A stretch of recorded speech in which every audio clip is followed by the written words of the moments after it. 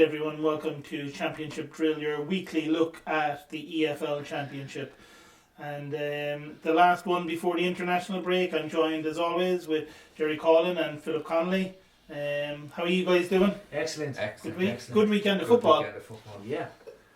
Definitely. So we're going to start off now with just a couple of things before we get into the games this weekend. The international break is coming up, so like I said, with no pre-season hardly before the season started. Then they had an international break before the season seemed to start. Then you're 4 games in and now another international break. Should it really be moved to November? There should be more like 6-7 games in before. Yeah, Definitely. I reckon 8 games. They should be. Like a lot of players trying to get match fit, and then you have the international kind of crack as well. But yeah, it's they need to look at that fast. The thing is, they're not actually friendlies. They're actually Big games. big games. Some of them big games. Ireland, big one obviously. Slovakia. Yeah. A lot of championship players will be playing for Ireland. Yeah. Yes, In that's that one. right. So we'll hope for a good result for Ireland in that one. But in terms of the teams left behind, there's a couple of clubs that probably don't have many international players, so they'll be able to work on things a bit more during the week. The likes of Bristol City and Reading will be cursing that there's an international break. They're flying it, but maybe the likes of Barnsley might lose their manager. We'll talk about that a bit later on. And Wickham And Wickham as well, who are struggling. Maybe it'll give Ainsworth a chance to work on a few things with Wickham. So yeah, it's a strange one, the international break. I don't see the benefit of it so early on. I mean, they could have moved it to November, December time. It would have been an awful lot better. I know it's tradition that they have it in early October. Yeah. But like with everything that's going on, it definitely should have been given some kind of leeway. Yeah, and you think of in the championship the testing of the players is going on. It's probably not as being stringently done as the Premier League, but they're still doing it a lot. Now you're going to have players going all over the world. They're going to come back.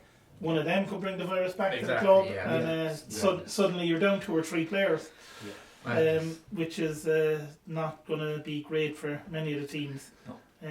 Thankfully it hasn't seemed to affect the championship teams too much yet, but after the international break, who knows? Strange one. And I suppose today, well, it'll be today when this comes out anyway, when this comes out Monday, but tomorrow, as we're recording it on Sunday, the transfer window slams shut at 11 p.m. tomorrow. Obviously domestic transfers can still go ahead for 10 days, but there's going to be a few championship clubs that are going to be looking for players out and players in tomorrow. It's going to be an interesting one. It's going to be a fun one. Yeah, it's. I think this is the stage now where we might see, maybe the League of Ireland players being raided because Shamrock Rovers are flying. But it's a vital time for championship clubs. We've seen early on the teams that are struggling, the teams that are really struggling, like Wickham. We were hoping, I was predicting Wickham to do well this season, but they're going to have to really dig deep. Now this is where managers really have to pull the strings. Yeah, they definitely need a few players in. Yeah. And you think for a club even like Barnsley, who are desperate need of a striker. Players like Jack Byrne, like you're saying at Shamrock Rovers. I mean, to say Jack Byrne couldn't come and play in the championship is ridiculous. He can play anywhere. But it's going to be an interesting one to see who stays at some clubs, see who goes at others. You've Ben Rama as being linked heavily to Crystal Palace. Palace, so whether he's going to still be there or not. You've still got Sarr, you've Troy Deeney, who was left out of Watford's team yesterday, surprisingly. So surely Sarr's gone. He's like no disrespect. The championship is perhaps one of the greatest leagues in the world, and in my opinion it is. But surely Sarr and Troy Deeney won't stay with Watford. Sarr could go to Manchester United if all those other deals fall apart. But Ed Woodward is in control of all that. Like he's going to make an absolute shambles. Will United go for a few panic buys tomorrow and raid the championship? Cavani's coming in now at the moment, but look. Alex Telles as well. But they might raid the championship for players. For Sarr, Would someone take a risk on Rooney being a championship player? Could Rooney still do something in the Premier League is the question. I wouldn't be surprised if someone took a risk on him. He scored. We'll talk about later, but he scored some free kick yesterday. So that might be bad. But like Deeney, it's a tough one because it seemed him himself said that he's more than willing to stay at Watford this season. But I mean, if a good offer comes in, it's going to be hard to turn down. But then again, if Fulham come in for him, is he really going to go to Fulham? No, I wouldn't think so. It's going to go to a club surely that he knows are going to stay in the Premier League for the next few seasons. But it's going to be interesting. Like we said, Ray signed a new deal with Brentford during the week, so it looks like he's going to be staying. But then he hasn't played for them yet this season either. So you don't know what's going to happen with him long term. It's going to be an interesting one to see what players come in, players go out for the championship teams, because they're going to have that 10 days then where they can raid League One clubs, and then they can look at the Premier League teams, 25 team, and see who's left. But that's it. The Premier League are going to have to submit their squad numbers then, and there's going to be a couple of players left out of squads that aren't going to make the 25-man team. Mesut Ozil could end up at Barnsley. At the end of the Would he get a game? Probably not. But the beautiful thing with Brentford, because Brentford are a team that get rated quite a lot. Yeah. If you have a couple of lads going from Brentford to the Premier League, you could be sure, the team that they do go to will loan out a couple of players to them. Yeah. That's the only benefit. Brentford seem to get good players on loans, Yeah. They do, and the other thing with Brentford is they seem to be able to find these gems. Yeah. They just it's very like the movie Moneyball, the baseball film, where it's done more on statistic analysis than anything else, than how good rather than traditional scouting. Yeah. A few teams are going down that way in the Premier League now as well, kind of trying to copy what they've done, and they seem to be able to unearth these players that no one else can spot, and they turn them in. Then they turn a massive profit on them, and they've built a new stadium out of it. They're flying it to their side, which we'll come to as well at the end of this one. But it's going to be fun. It's going to be a fun one. And our podcast next week, then we're going to be looking ahead to the games after the international break. But we'll have a look back on everything that happened during the transfer window, and see what team kind of did the best business, and we'll see what team did the worst business in the day as well. So it's going to be a bit shortened this week because there's no games next week for us to look forward to. Yeah. So we're just going to have a look back at the weekend, go through our picks of the week and all that kind of a thing. But before we get into the weekend games, two championship sides were playing the Carabao Cup midweek. Brentford, great win, 3-0 against Fulham. Fantastic. 4 and 2 by Ben Ram. One of Ben Ram's goal, it should have been illegal, the skill leading up to it. The way he was able to nutmeg on the edge of the box. I mean, I'd have actually retired after somebody did that to me. I'd have just called to the bench and said, lads, just take me off after that. I'm giving up football forever. Yeah. But the thing is, I think it should be the other way. Brentford should be in the Premier League. Fulham just don't look like they're going to score goals. Yeah, and I mean, they were talking to Ben Ram after the game, and they were asking him about that, and they were like, is this revenge for the playoff final? I mean, like, he's only laughed. Of course it's not, like. No, but like, even just Fulham just cannot score. They can't score. No. They haven't really, since they've gone up, they haven't really brought money in, Yeah, but the manager as well is fighting with the owners. So you've seen Parker after that game. Yeah. I've seen interviews with managers after games. He's completely. He's lost the whole His team. head is gone. And Brentford showed in that game, certainly. Newcastle in the next round, they're home to Newcastle. You don't know what kind of a team Newcastle are going to put out in that one. I think because it's going to be mid-December. I think they're going to take them. So you're going to have Brentford possibly in the Carabao Cup semi-final. Aston Villa then lost. Stoke knocked them out. The mighty Stoke 1-0. Vokes with the goal in that one, and they're going to be home to Spurs in the next round, I think. Good game. Very good. So again, Spurs will probably rest everybody for that one. So you never know. You never know. A draw or penalties. Good game. So. Like we said, most of the championship teams were knocked out the previous round, but the two that were in action this week, good results. Got true, So quarterfinals for them both to look forward to. And when you get to the quarterfinal, that's when teams kind of take it a bit seriously. The Premier League sides might not. But again, if you can, like we said, if Brentford can get through against Newcastle, semi-finals, I think the semi-finals this year are only one leg because of the virus. Get into a final, get into February, qualify for Europe in February. Play Manchester United in the semis and beat them. That's true. You never know. So we move on, I suppose, to the weekend games. Friday night game, I think we said it was going to be a cracker. Lerma, great goal for Bournemouth. Lead 2 for Gosling for Bournemouth. Godden, penalty spot, ridiculous challenge to give away the penalty. Let Coventry back into the game. There was a bit of a nastiness to the game. There was an awful lot of tackles going in, a bit of niggles, a bit of fighting, which you don't mind seeing, I suppose. Hammer it felt like a League One game. The referee put in a blind eye I want to get home for my fish and chips. But no, it's I think when we predicted the game to be a good one. I think Steve actually said 3-2. Yeah. We'll come to the predictions later, lads. I would have made a fortune. Yeah. I think I predicted 3 results bang on the I nose. think so. It's good to see Gosling still doing it. Yeah, he was very impressive. He was outstanding. He was an ex-Everton player too, I think. Yeah. Dan And Gosling. Newcastle as Yeah, well. yeah. And Coventry back down to work again after but But the goals were really good. It's been this season. Coventry been up and down. I know Hammer was sent off, but I mean they were 3-1 down at that stage. For a few minutes then after he got sent off, Coventry players, anytime they were touched, were kind of flying onto the ground. And Bournemouth were kind of in danger of getting dragged into a fight. But they kind of calmed it down in the end, and they'll be delighted with that win. Oh, definitely. But it's good to see Coventry won't turn over. Yeah. They're a team that will keep fighting. We've seen United against Spurs today, 5-1 and they're not playing. But Coventry are a team that won't turn over, and they need to do that to stay up, and I think they will. There's no problem. If they were playing against a lower Leicester team, they would have got something. Definitely would have, yeah. But Bournemouth have looked they've looked very good this season. Yeah, which is they good. Really have. Because a lot of teams panic when they go down to the Championship. Gosling's second goal was especially very good. He's got a great finish. And Lerma's strike was great. Yeah. And the thing is, Gosling seems to be around for years. He's not even 30. Yeah, he's been around a long time. And like you say, Coventry didn't give up. Like you look at Derby a couple of weeks ago when they lost to Blackburn, players just didn't seem bothered in the second half. Coventry kept going till the end, which is it's great to see. And Godden getting another goal from the penalty spot. He's off to a great start this season as well for them. So you're scoring goals. They're playing well. They should be okay. You'd imagine. I think so. Yeah, I think so. Once the season really gets going, they'll start. I know it's hard to call anything after 4 games, but they look like they're definitely the strongest team that have come up. Yeah, a lot of fighting. Big club, they deserve to be in the Championship. Yeah, and then we had the afternoon game, Norwich Derby on Saturday, and much better from Derby. I don't know, was it like we're saying here, being on TV, does that help the players suddenly were a bit more energised? I think so. A lot of players like that swag when they play on telly. I couldn't help but laugh at Pookie's missed penalty. Yeah. It was so unlucky, wasn't it? It reminded me of John Terry. Yeah, it slipping before you take it and still hit the bar.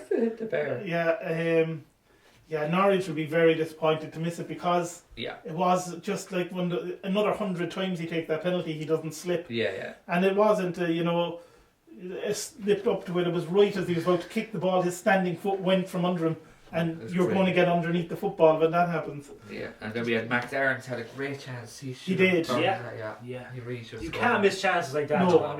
No, and they were made to pay for it in the end. Like Derby were better. But it's still, I don't think they deserve to win the game as such. Yeah, it should have been a draw. This should be docked their wages when they miss chances like that. If they're on 10, 15, 20 grand a week. But then the goal is make sure they're docked. It was a great free kick. It was unbelievable. I mean, but that's what he can do. Rooney still has it, lads. I think Rooney at a club like like a Southampton or something. I think Rooney still has it. What is he, 34? 35, I think. Yeah, he just doesn't have the legs to do the running, but if he has young fellas around him to do the running. Letitia was a prime example at Southampton. Letitia scored some of the great. I think he's got over 100 goals. And he can just walk around the pitch. That's what Rooney needs. Rooney needs younger fellas around him to do the running, but he's like from free kicks. Still, box he can do it. I'm still bedazzled he went to Derby. Obviously, there's a coach and role there, and they promised him that's kind of where he wanted. I'm still in shock that he is in the Championship. So, but I mean, again, after 4 games, neither team are going to be very happy. Norwich are on 4 points, Derby are on 3 points. Like, they're not going to be happy with that. No. Norwich especially need the window to shut. But even just seeing his relief on Philip Kaku's face. But I think he was happy when he saw the performance of the players. Anyway, they kind of turned up for him yesterday where they gave up against Blackburn. Norwich, I think, need the window shut because they have no idea what squad they're going to have. And that's very hard to manage, I'd imagine, when he's playing players and he doesn't know, is someone going to come in for them? Like, are we going to let them go? What's going to happen? Well, the funds are there for Norwich. They need to really... They need 2 players, I think, in this closing. But they'll get someone on loan, I reckon. Yeah, they will. I mean, the midfield seems a little short. They need, like, a Gibbs White. They need somebody that Wes Wes still doing the business in the lower divisions. Doing the business down in League 1, League 2. He scored in League 2 last week. His first game He's back. 38. It's still doing it. He's only a number, lads. When you talk about players from the League of Ireland. The Irish Maradona there, Wes Houlihan. Eamon Duffy's favourite player. But Wes, he bet us out many a time in the Irish jersey. Look, he should still be there. He should be. There's a player who could still do it. Daniel Stephen Kenny. That's it. But I think both teams will be pretty. Like Derby will be happy with the win, but they're not going to be happy on 3 points. No. Yeah. Norwich, certainly after they've had a flying start, definitely the favourites for the title. Yeah. But on 4 points, they're playing catch up now. Yeah. So we move on to 2 teams definitely heading in different directions at the moment, it seems. This was a weird game. Very strange one. You had Wyman and Wells for Bristol. Freeman pulled one back before half time for Forest, who were in real trouble with no points from 4 games. It was not that they played bad in the game. It was just, they didn't take their chances. They had 21 shots. Forest 21 shots today. Yeah. O'Neill and Keane, lads. Yeah. It's happening. It is coming home. Yeah. It is. I mean, they had, a few good saves, it has to be said, for the Bentley and the Bristol goal. He did make some good saves. Yeah.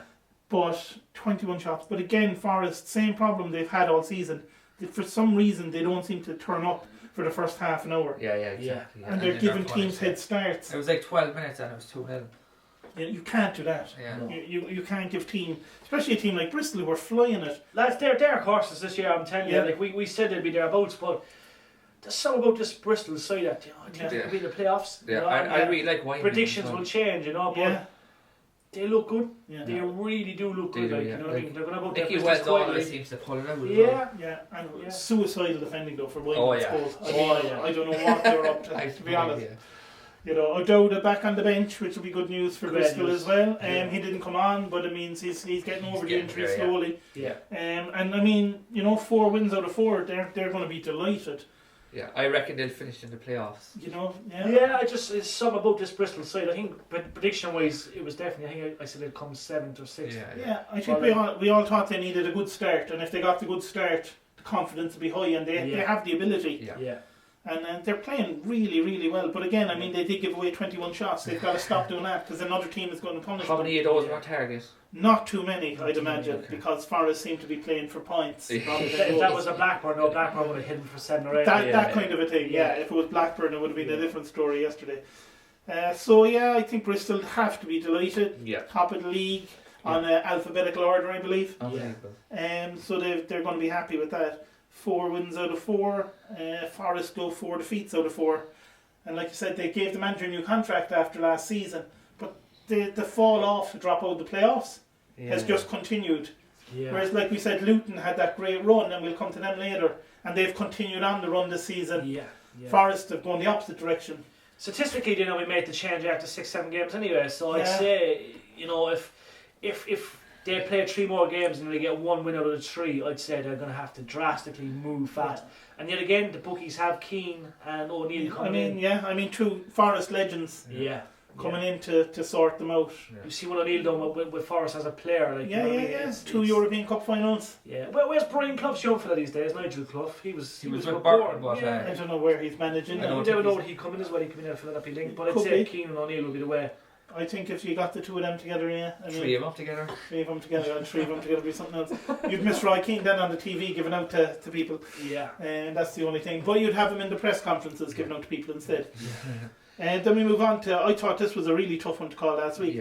Sheffield Wednesday against QPR. And Wednesday scored through Burbid OG, but to be fair, if he hadn't put it in the net, who was behind him? Can't remember who was behind him. I can't remember, but there was someone standing right behind him. Legs, I'd say. There was someone standing behind him who had just tapped it into an empty net. So that's the OGI, take it away from the forward. Make sure the forward doesn't score. Yeah, it wasn't a great game. But Bonner or whatever late on with the goal. He arrived from Charlton on Friday. His first shot at goal. He's got 1 shot on target, 1 goal for him. What you want? Good start. Good start for him. He couldn't have even known team shape or anything when he came in on Friday. They just threw him on. He got a goal something like 6-7 minutes into stoppage time. Wednesday had a disaster though, injury wise yesterday. They were so unlucky. Liam Shaw went off injured after I think 3 or 4 minutes. Then Liam Palmer came on to replace him, and he was gone as well by half time. And Tom Lees then. Tom Lees as well, right before the end. Tom Lees got a nasty injury, which led to a lot of stoppage time. Wednesday had already used 3 subs, so they were down to 10 men for, I think it was 10 minutes of stoppage time played in that game at the end of it. And with the 10 men, they just never looked comfortable. They were lucky to get the draw, to be honest. They were at the end, Jesus, you look at that and you say, we take in a heartbeat. But it looks like Sheffield Wednesday are doomed. I was saying, obviously with the deductions and it's not They're and a lot of obviously injuries now as well. So But that was it. Like, if you look at Wednesday, there's 4 games in. They've clawed back. They're 8 points from safety, where they were 12 points from safety at the start of the season. Still doable. So they've pulled 4 points back from 4 games. I mean, if they keep on that run, it's going to take them 12 games to get out of promotion kind of places. Like -7 points now. They've picked up 5 points. If it wasn't for the -12 points, they'd actually be up mid-table, up with Millwall. They'd be up in that end. So they're not doing too bad Wednesday, but they'll be gutted. Like, had they held on yesterday, they'd have been on -5 points. They'd have been 6 points behind Barnsley. But you catch Barnsley, like you'd hope you would anyway. I mean, talk about a club in a mess. I mean, we'll be coming to them soon. But then on to one. 2 teams again that have had very, very different starts to the season. Pelly and Lee for Luton. The Pelly goal was something else in that one as well. So 9 points now from their 4 games. They will absolutely love that. But they were on a good run. It was always going to carry on. And it's kind of one of those things, isn't it? They say when the luck is going for you, it's going for you. When it's against you, it's against you. And Wickham got no luck yesterday, did they? No, I think that was definitely. I think it was onside. It was so tight. It was almost like a toe. I but mean, they can't give VAR again. Like no VAR again in the championship, and it was 1-0 at that stage. And then there was the penalty decision, which could have been given as well. If VAR was around. If VAR was in the championship, lads, it wouldn't be known as football anymore. It'd be known as entertainment. Sending off the things that would go on championship. I mean, I mean, it could have easily been 1-1 there. But then Luton obviously got second to kill it off, where I think Wickham. They were so unlucky yesterday. They really were. But they've been kind of unlucky, you know. I know besides the Blackburn game. They have been unlucky. They just need that little spark, you know. They need something. They keep going. The manager will say positive. I mean, they were kind of as shocked as anyone, I think, to be promoted last season. So they're going to enjoy the year as much as anything else. We were talking a couple of weeks ago when we saw them on TV, or last week, was it? Last week when I was watching the game against, was it Swansea they were playing last week? And they were just giving the ball away too much. Now, I only saw like kind of some extended highlights of this one. But looking at the stats, they had a 59% pass accuracy. Which means 41% of the time you're giving the ball away when you're trying to pass it. I mean, that's way too high as a team. It's crazy. I mean, no, granted, some of that is probably long ball forwards that the defenders are getting to. But I mean, that's you're just inviting pressure on you when you do that. And in terms of Luton, like I said, I'm going to hit you with a stat here, okay? Nathan Jones came back, manager Luton. Some people were unsure of it, some people were delighted. They've played 13 league games since he came back. They've won 7 of them. 28 games before he came back, they'd won 7 of them in 28. In his 13 games, they've kept 5 clean sheets. In the previous 37, they kept 4 clean sheets. He's made some difference to that Luton team. I mean, to keep them up last season, and then to keep it going this year. Like the way they're going now, they're going to be in playoffs.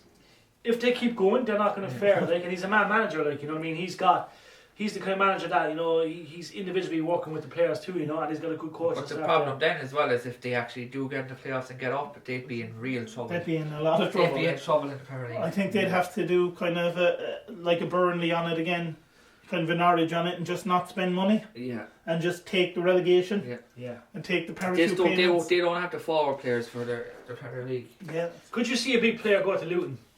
I don't know. I mean, the Premier League is so big. Premier League's so big, you'd probably get some foreign star right to show up there. But I think Luton, if they do go up, would be one of those teams that would definitely do what like Burnley did and what Norwich look like they're doing, and just look, we're not going to spend any money in the Premier League the first time we go up.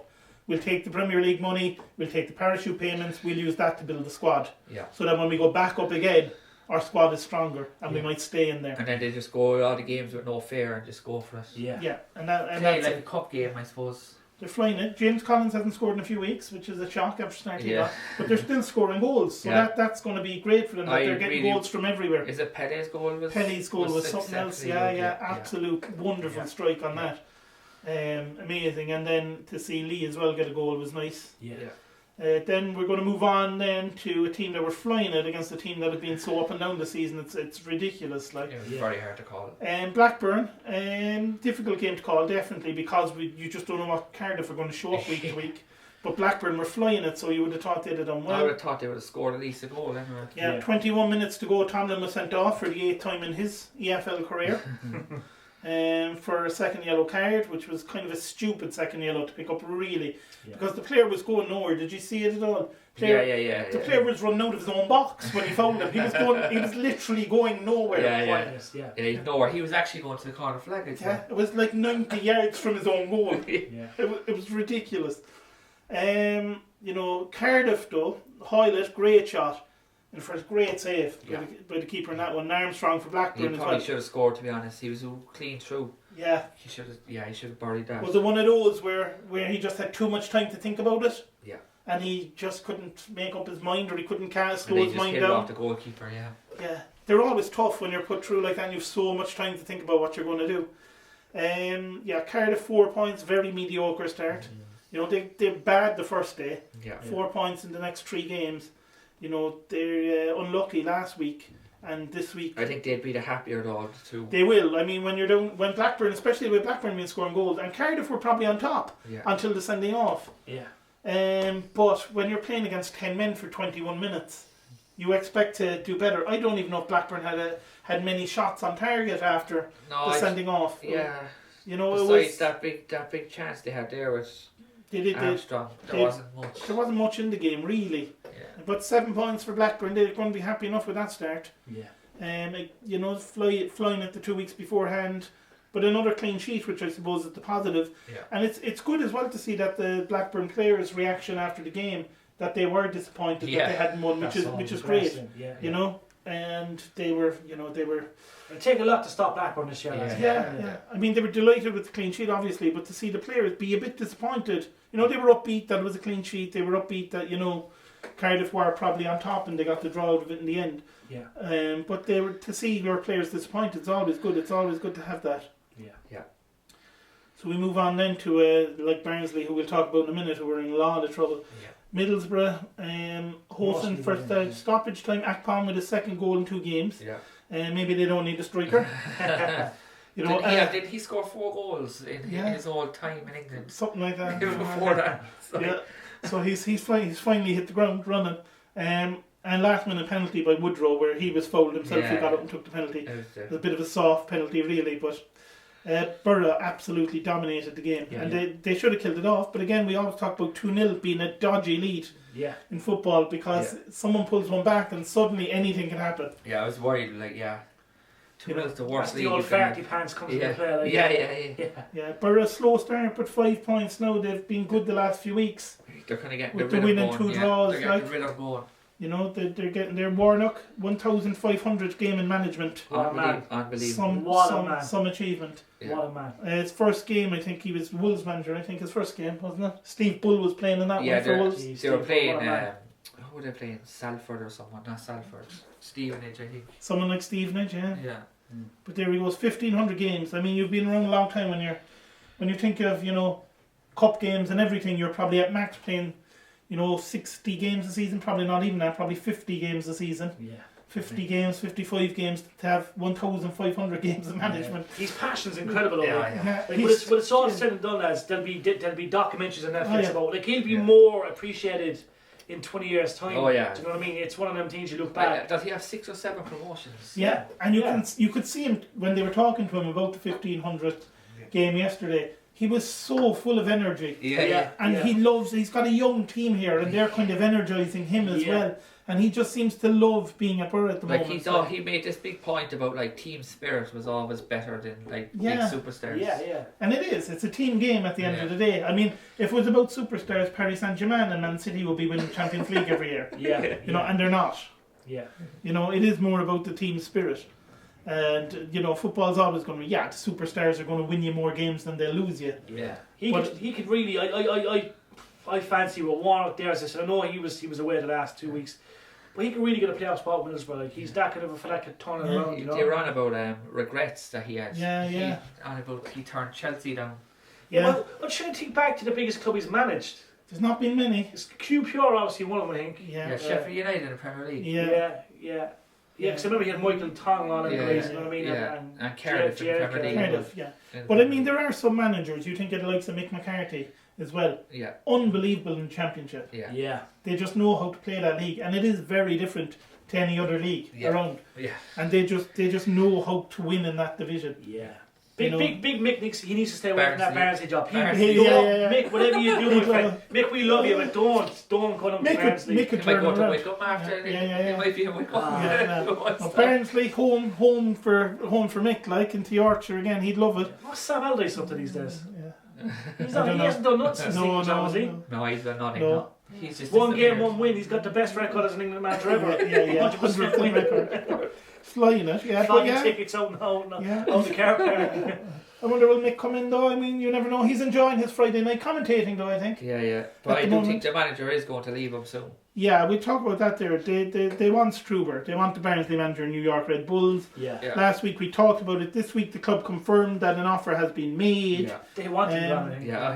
They don't know what's happening. Like, I mean, he was interviewed on BBC Radio during the week. Yeah. And I'm going to read some of the quotes from that interview. He said, "For me, it's not the goal to always play in the relegation zone. I have other ambitions and aims, and I cannot feel the owners have the same ambition and goals like me. My future is open and we will see." And then he was asked why they hadn't brought a striker in yet, and he replied, "That is a question for the owners." Yeah. So what do we make of that? He's told the owners what he's wanted, and they're not going to back him. Well, they're not going to back him. They just don't have the money. Yeah. You don't do that. You know what I mean? You have a guy that's passionate, and the life's being drained out of him. You know, imagine having what you want. I'm happy here. Yeah. I want this, I want that. No, we can't give it to you. You're drained. You know what I mean? Yeah. Go to New York, my friend, and enjoy it. Enjoy your time, because they're a big team out there. Give Mick a job. Yeah, give Mick a job. Imagine making that in New York. He'd find an Irish bar somewhere, no problem. We'll have another chat with him. Yeah. Mick McCarthy, by the way, for those who don't know, tried twice to kill Phil. And he remembered it quite well when we met him afterwards. He tried to knock him down with his golf carts. And he remembered it quite well. They were the guy in the first hole. Great night. It was a great time. And Mick is a great guy to sit down and talk to. He loves football. Yeah. He absolutely does, and that night too, he was after a few drinks, so his tongue was a little loose. We can't repeat some of the things he said, but good guy though. Good guy. Memories we'll never forget. Yeah, but do you think if they had backed Struber, he'd be more inclined to stay? Yeah. It seems like that, but he seems like I'll throw the owners under the bus. So if I leave, it's their fault, not my fault. But they're literally giving him nothing. Yeah. You can't do that. No. You know, and I know they were Barnsley perhaps should have been relegated the last 2 seasons. Yeah. Like, I don't know how Wigan is how they stayed up last season. Yeah. But like you look at Barnsley, like, you know what I mean. Obviously, there's no ambition there. Or they get Dave Jones back. Yeah. Dave Jones, Jesus, he's up around Cardiff still, is he? Yeah. You never know. It's good that as much as the transfer window is going to be interesting to see what happens to the manager soon is going to, and Watford still have the same manager, which is probably even more shocking. You know, 4 games in, they're not doing unbelievably great. They're doing okay. Watford. The way they go, I think Barnsley could lose every game. I mean, they're struggling. They've 1 point so far. Yeah. They're really struggling. And I mean, they are a team, like Jerry said, that, I don't know, like last season they were relegated to Wigan were docked 12 points. Oh, Wigan are still hard. When you talk about United getting a penalty after the final whistle, it's good. Gone. And Staying up. In the first 40 seconds. Yeah. But staying up from relegation after the league is over, and you've been relegated, that's something else altogether. But yeah, I mean, it looks like a club in a mess if he's coming out and saying that about the owners. Yeah. So we move on into another draw, 1-1, Rotherham Huddersfield, another strange one. Whilst for Rotherham, first half, a 96-minute equaliser through a horrific own goal. McDonald's own goal was awful. But Huddersfield totally dominated the game. They just could not score. Yeah. So, like, Rotherham is going to be disappointed because you're giving away a 96-minute equaliser. But they usually do score a goal in the right end in the last few minutes. So we have 74% or something like that. Huddersfield had possession. Yeah. They had 515 passes. Rotherham had 186 passes. Jesus. Only in the entire game. Yeah. 11 shots for Huddersfield, but again only 1 on target. Rotherham had 5 shots, 2 on target. None of the nines gave you there more passes than that. I know, 186 passes. That's like that's 2 passes a minute, like for a club. Like, no, it's not good enough. 2 passes a minute is kind of ridiculous. So despite the dominance, though, Rotherham very disappointed because the goal was actually hilarious. 96 minutes in, and it really was funny. unlike the OG we talked about earlier, where he basically just stole the goal from the forward. Yeah, this was different altogether. This was a classic OG where he basically just left his own keeper with no Frank chance. Sinclair. It was very Frank Sinclair. Frank Sinclair would have been proud of that one. Go Frank. So Rotherham 5 points, an okay start. Yeah. Huddersfield after a shocking opening 2 weeks. They're starting getting going again. 4 points now they have. The thing is, they have to keep hold of Grant. Yeah, he's going to leave, I think, in the next few possibly. days. And I mean, they looked good last week on the Friday Night Football. Yeah. But they looked really good as well yesterday, but they almost lost it. Yeah. So they're coming good. So I think both teams satisfied there with a point for different reasons. Yeah. So that's not too bad for either of them. We come on then to the one we were on about will be the big test for Reading, and boy did they come through that yesterday. They looked good defensively. They were fantastic. Yeah. The goal was very lucky. Yeah. Like even just a bounce, the way he kind of turned and just kind of bounced and then hit off the player's leg and went in. It went in. It was unlucky, but they joined Bristol now 4 wins out of 4 for Reading. Great. A very even game, but they gave as good as they got. Anyone could have won that game yesterday. Yeah. 7 points from 4 games for Watford. They'll be happy enough with that. Yeah. I thought Garner played very well. He was very good, wasn't he? Great. Yeah. Very good. But like we said, it'd be a big test for them. Yeah. Could they come through it? And they did. Yeah. I mean, and they really, really played very well. Surprise package this year, Reading. Even though we're already there, they look like a team. But the big test now was this international break. Yeah. How do they respond after that? Absolutely. Because Watford were good yesterday. Yeah, they were. Yeah. And what about that black jersey? I mean, 2 out of 2 for Watford when it comes to jerseys. Yeah. I mean, unbelievable. What a jersey.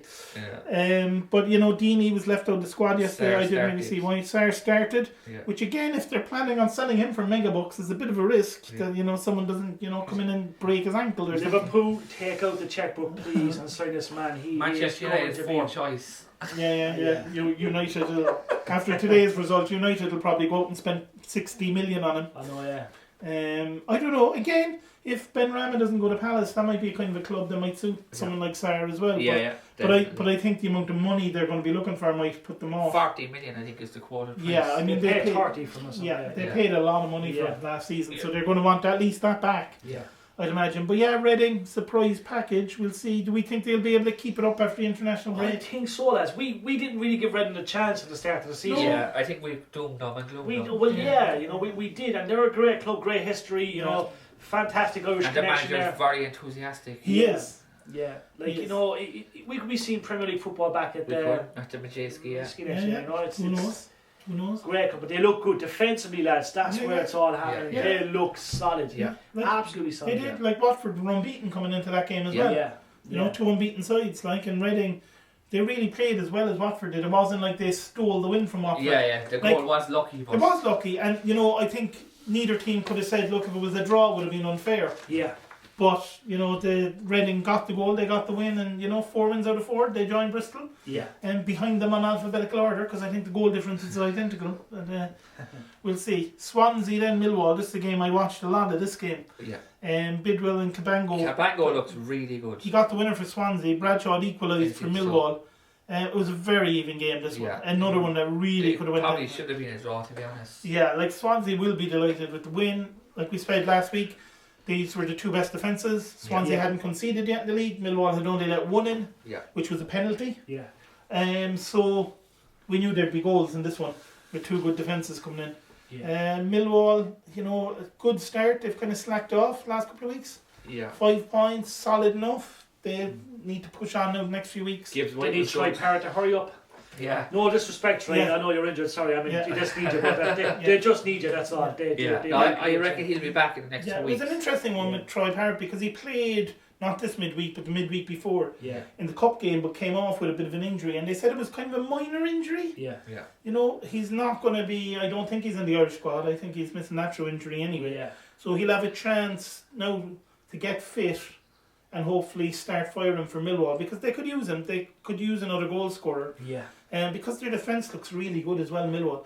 I mean, Gibbs White, like Phil said, great assist for the goal, for the first goal. But after that, Millwall really got on top of him a bit. Yeah. And he played very well, Gibbs White.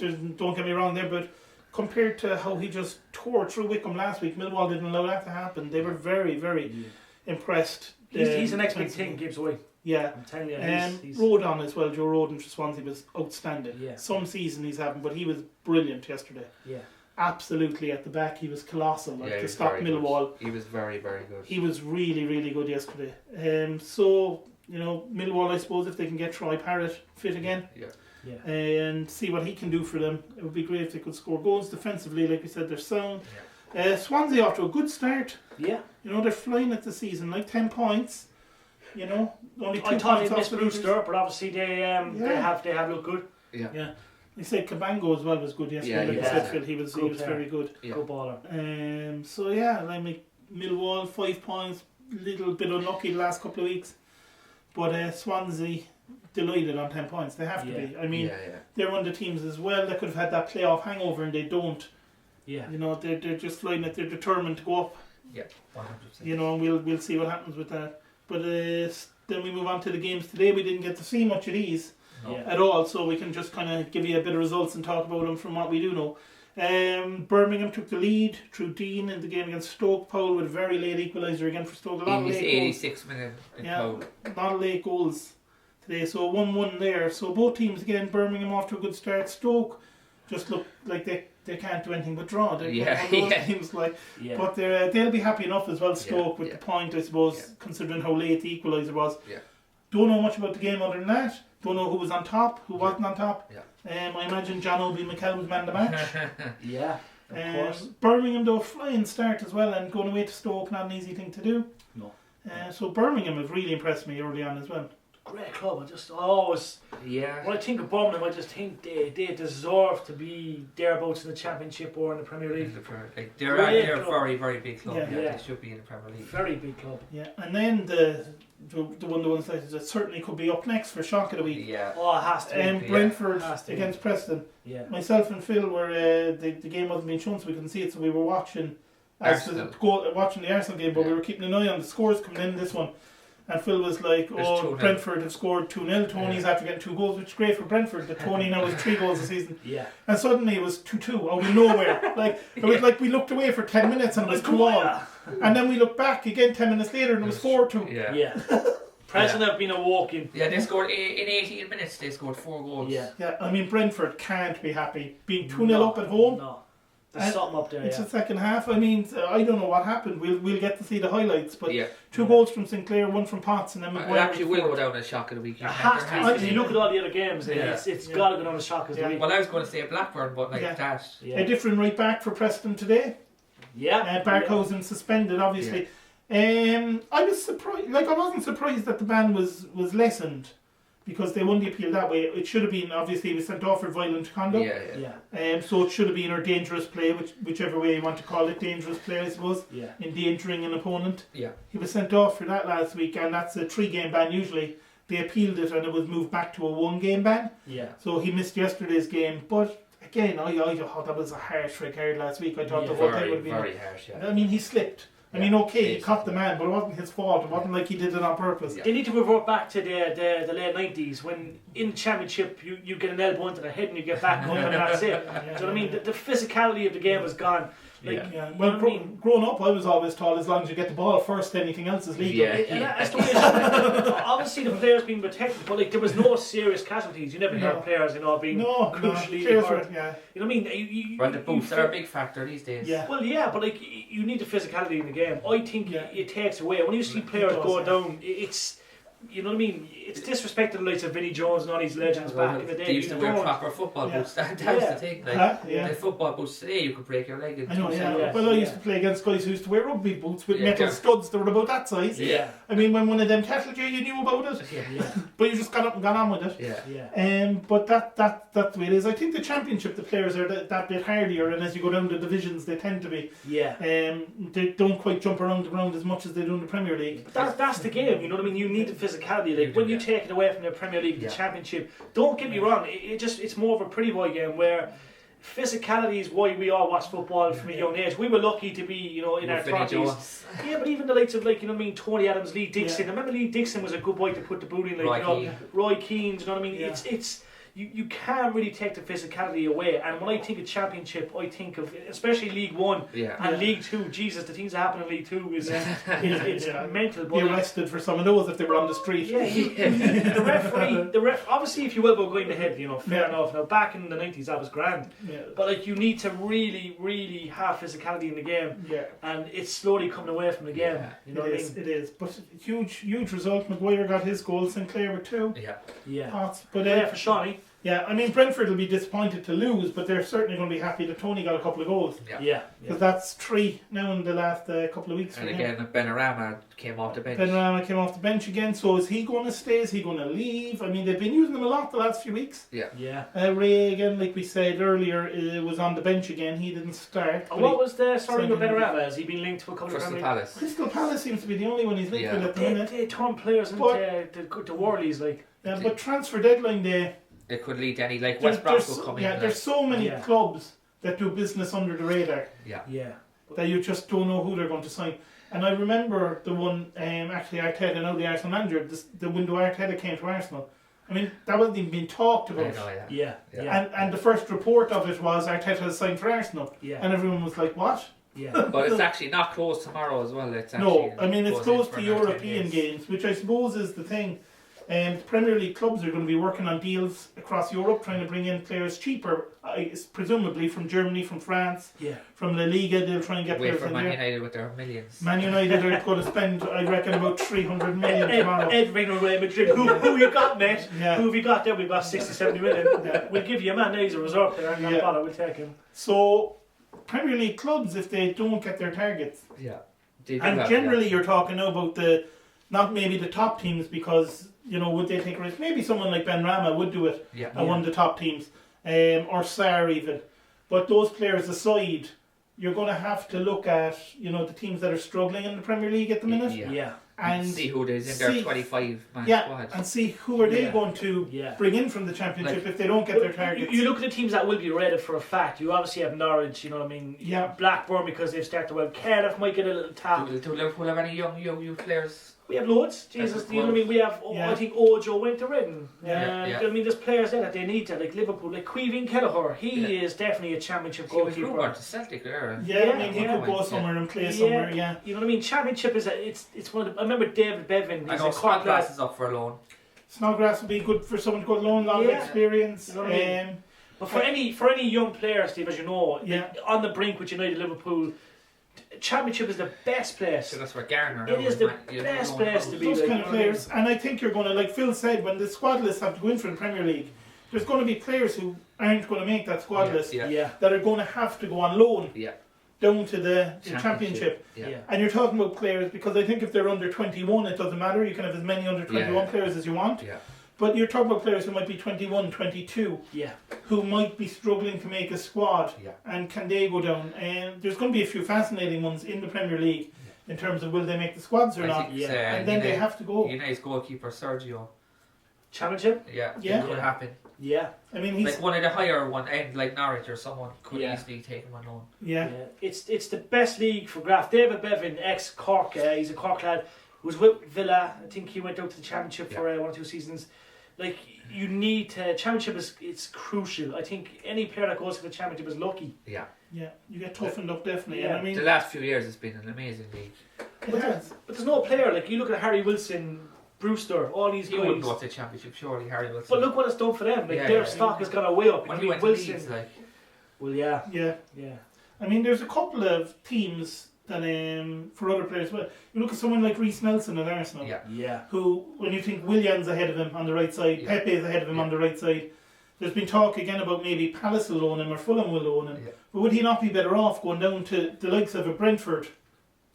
Where they play good football. 100%. Even a Bristol City, just to get. Even a Bristol City, where he knows he's going to be playing that right wing role every week. And Willian will be a year older next year, and maybe there's a spot then for him. To move in and try and get an Arsenal. Get that confidence going, But I thought he was into United.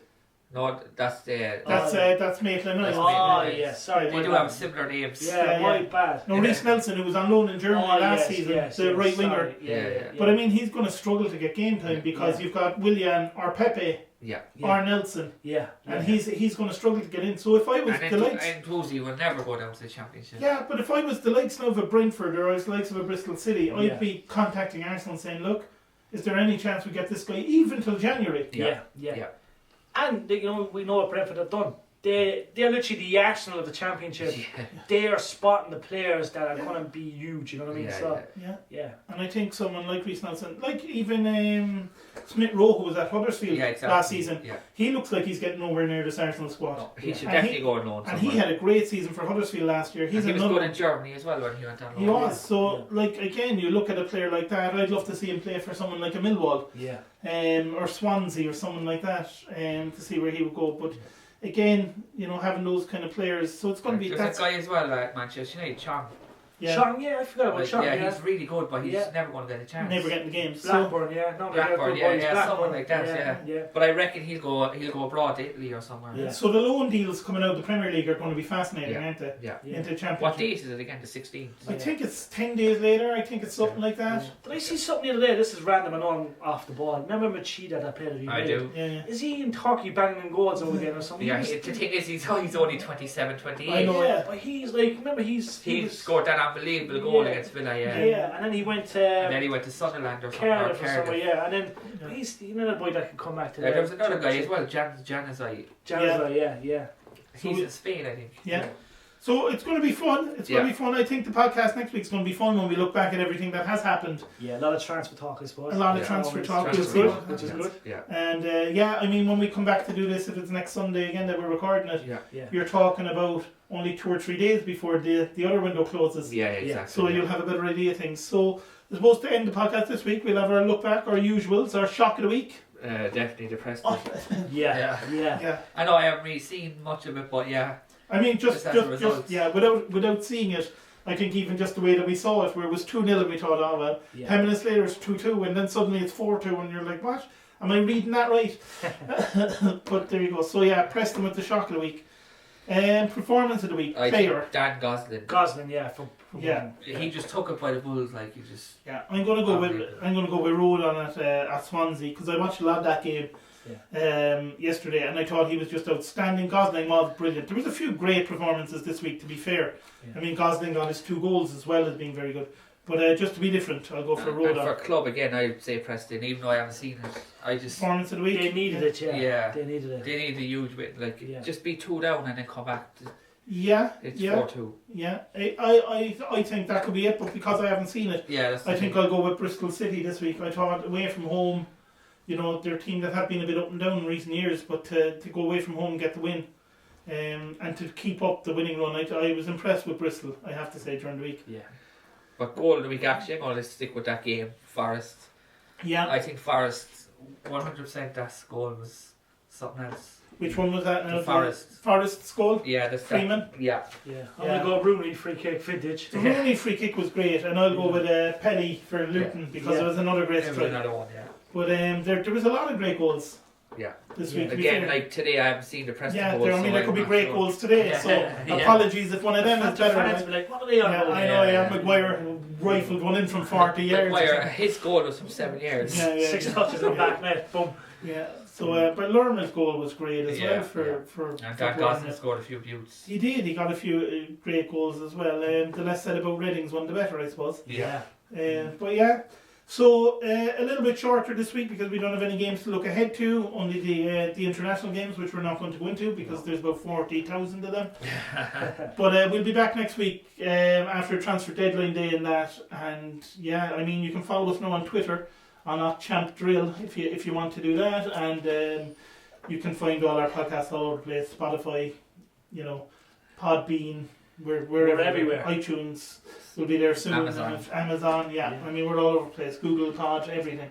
So you can find us, and then we'll put the video of this up for people to see us a bit later Monday, maybe Tuesday or Wednesday. That'll be up, and you'll be able to see us in our new custom built studio inside my attic. It's beautiful. It's really cool. It's going to take a few more weeks to build it properly, but it's getting there. Yeah. And apologies for the fact that you have to look at us for an hour, but but there you go. So that's it, guys. I suppose we'll leave it there. Yeah.